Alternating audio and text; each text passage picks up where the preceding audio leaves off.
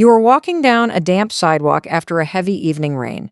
Your boot comes down just inches away from a small coiled shell resting on the wet concrete. You adjust your stride, you step over the snail, and you continue on your way without a second thought. You probably view it as a fragile, fleeting little bug that belongs to the fleeting dampness of the night. But you are vastly underestimating the creature you just spared. What if you knew that the tiny, slimy invertebrate you just stepped over might be older than the dog you grew up with? In some species, that exact snail could be 15, 20, or even 25 years old. It has survived freezing winters, blistering droughts, and countless predators, moving at a speed that barely registers to your eyes.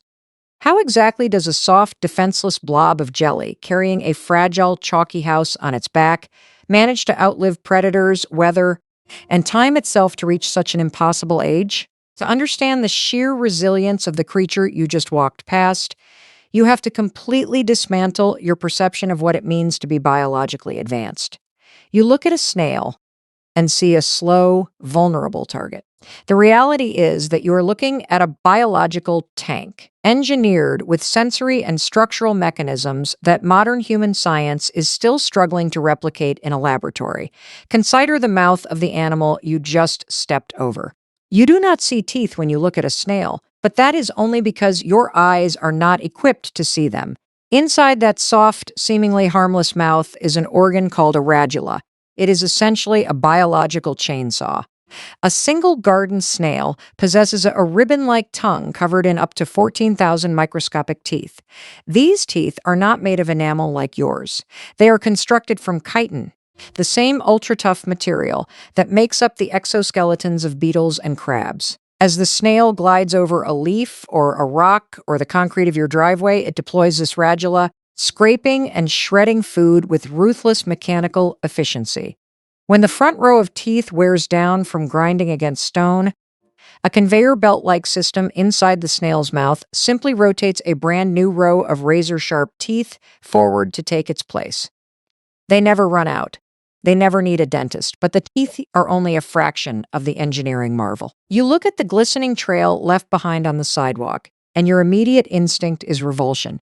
That slime is not just dirty water. It is a highly complex, non-Newtonian fluid composed of water and specialized glycoproteins. When the snail is resting, the slime acts as a solid, literally gluing the animal to a vertical wall or the underside of a leaf, so it does not have to expend any muscular energy to hold on. But the second the snail decides to move, the pressure of its muscular foot alters the molecular structure of the slime, instantly turning it into a hyper-efficient liquid lubricant. This localized physical transformation reduces friction to absolute zero. Because of this liquid crystal highway, a snail can crawl safely over the edge of a razor blade without sustaining a single microscopic cut. Here is an absolute fact. You will never, under any circumstances, possess a biological mechanism as perfectly efficient at environmental adaptation, regeneration, and physical protection as a snail's mantle and its non-Newtonian slime production. You require complex footwear to walk over glass. This creature creates its own invincible roadway out of thin air, molecule by molecule, as it moves. Before you move on to the darker realities of this animal, write in the comments what the strangest, most bizarre animal you have ever encountered in your own backyard or garden is. That feeling of disgust you experienced when you saw the slime trail? Do not feel guilty about it. Your instinct to recoil from that glistening, sticky residue is not just a cultural learned behavior. It is a primal, evolutionary defense mechanism hardwired into your brain to keep you alive. You should respect the snail's biology, but you must also respect the very real, very dangerous threats that some of these creatures harbor. You must understand that a snail is not an isolated organism. It is a slow-moving ecosystem, and sometimes it acts as a carrier for organisms that are actively hostile to human biology. In tropical and subtropical regions around the world, certain species of freshwater snails are the primary intermediate hosts for parasitic flatworms.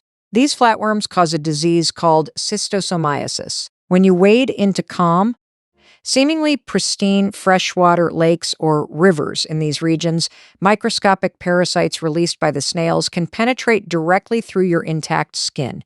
You will not feel it happen. Once inside, they migrate through your bloodstream, taking up residence in your internal organs, leading to severe, chronic, and sometimes fatal damage over years. It is one of the most devastating parasitic diseases on the planet, second only to malaria in its socioeconomic impact, and it is entirely dependent on the aquatic snail to complete its life cycle. Even the terrestrial snail you stepped over on the pavement carries risks. Land snails and slugs are notorious vectors for the rat lungworm, a nematode parasite. The life cycle of this parasite is a ruthless chain of events. Rats excrete the parasite larvae, snails consume the rat feces, and the larvae mature inside the snail's tissues. If a human accidentally ingests an infected snail, perhaps a tiny one hiding unwashed in a freshly picked head of garden lettuce, the parasite becomes confused. You are not a rat. The parasite cannot complete its life cycle in your lungs, so it wanders. It often migrates upward, penetrating the central nervous system and the brain, causing a rare and incredibly dangerous form of meningitis. I was stunned to read the sheer volume of emergency room visits worldwide directly linked to the accidental ingestion of these mollusks. If you ever suspect you have been exposed to these parasites through contaminated water or unwashed produce, you must seek immediate guidance from a certified medical professional, as the biological progression of these infections requires strict clinical intervention. Do not attempt to manage it yourself. Your primal disgust when looking at a snail is entirely justified. It is the ancient architecture of your brain telling you to keep a safe distance from a highly effective biological vector. However, you cannot let your fear of parasites blind you to the heavy lifting this creature does for the ground you walk on. You look at a snail and see a garden pest, something that ruins your tomatoes and chews through your ornamental hostas. But if you strip away your human agricultural biases and look at the forest ecosystem as a massive breathing machine, the snail is a fundamental load-bearing gear. The snail is the undisputed master of the calcium highway. Every ecosystem on Earth requires a constant flow of calcium for bone growth, egg production, and cellular function. The problem is that calcium is heavy, and it tends to sink into the deep soil or wash away in groundwater, becoming locked in decaying wood and fallen leaves, completely inaccessible to the animals living above. You need a mechanism to extract that calcium from the dead earth and bring it back up into the active food web. The snail is that mechanism. Using its microscopic chainsaw radula, it consumes decaying organic matter, fungi, and rotting leaves. It extracts the locked-away calcium and concentrates it into its own shell. The snail then becomes a perfectly packaged, slow-moving calcium pill for the rest of the forest. You do not have to guess what happens when this mechanism breaks down.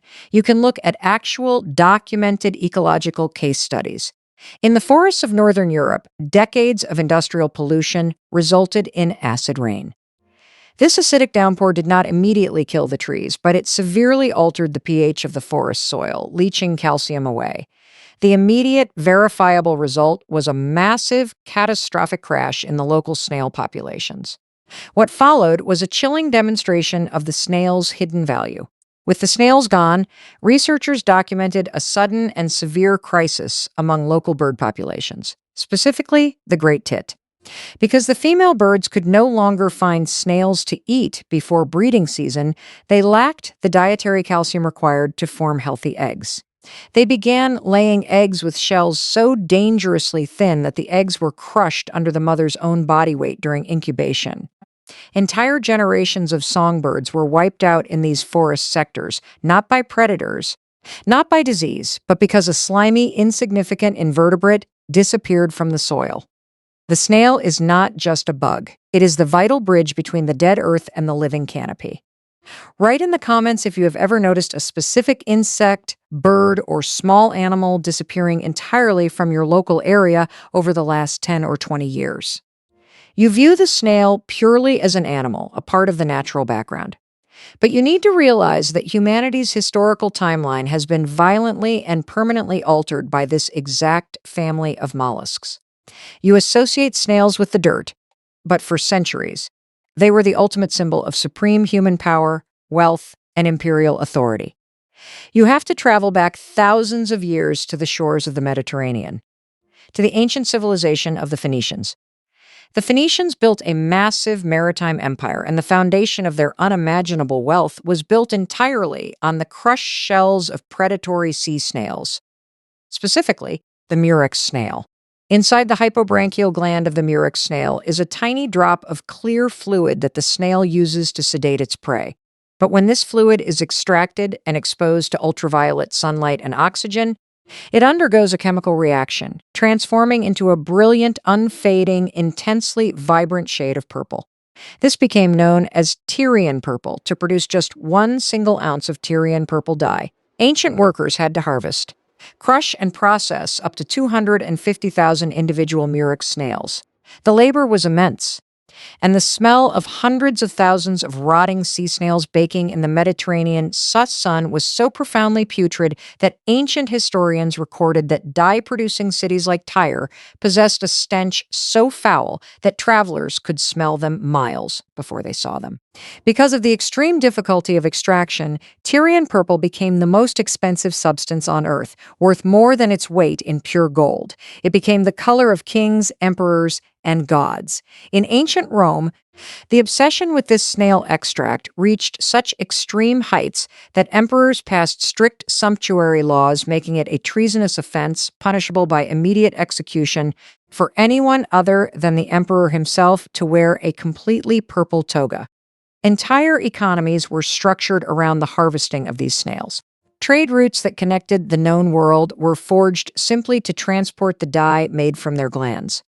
The visual identity of power in human history was dictated by the defensive secretions of a sea snail. Now, I want you to imagine a scenario. Imagine that tomorrow an unknown biological event targets and eradicates every single terrestrial and freshwater snail on the planet. You wake up, you walk out to your driveway, and the snails are completely gone. At first, you might celebrate. Your garden is safe.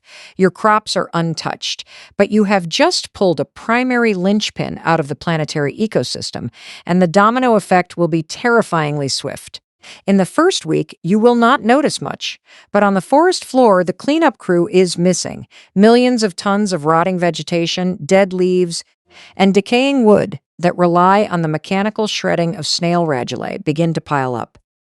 The fungi and bacteria that usually process this waste are instantly starved of the pulverized, pre-digested matter that snails leave behind in their wake. By the end of the first season, the calcium crash begins. The slow-moving calcium pills are gone. Small mammals, shrews, mice, and hedgehogs that rely on snails to survive the lean winter months begin to starve. But the most visible tragedy strikes the birds. Just as documented in the European forests, songbirds enter the breeding season with critically low calcium reserves. Across the globe, billions of bird eggs are laid with defective, paper-thin shells. They shatter in the nests. The spring goes quiet as the next generation of ground-foraging birds completely fails to hatch. Years later, the absence of the snail reshapes the physical landscape. With the primary shredders gone, the leaf litter in global forests becomes abnormally deep, suffocating the understory plants. Without snails to graze on specific aggressive plant species, invasive weeds overtake native flora, completely altering the botanical makeup of temperate forests. The freshwater ecosystems choke. Without aquatic snails to aggressively graze on algae, waterways experience massive, uncontrolled algal blooms that deplete the oxygen in the water, resulting in catastrophic fish die-offs. By removing this one, seemingly useless, slow-moving creature, you have fundamentally broken the planet's recycling system, leading to a silent, cascading collapse of both the soil web above and the freshwater food chains below. Write in the comments which everyday common animal, the one you see all the time, you think would cause the absolute fastest global collapse if it vanished from the Earth tomorrow, because the snail is so ubiquitous. It is no surprise that long before modern science understood its ecological importance, ancient human cultures were already deeply fascinated by it. You do not have to look hard to find the snail embedded in the spiritual and cultural architecture of human history.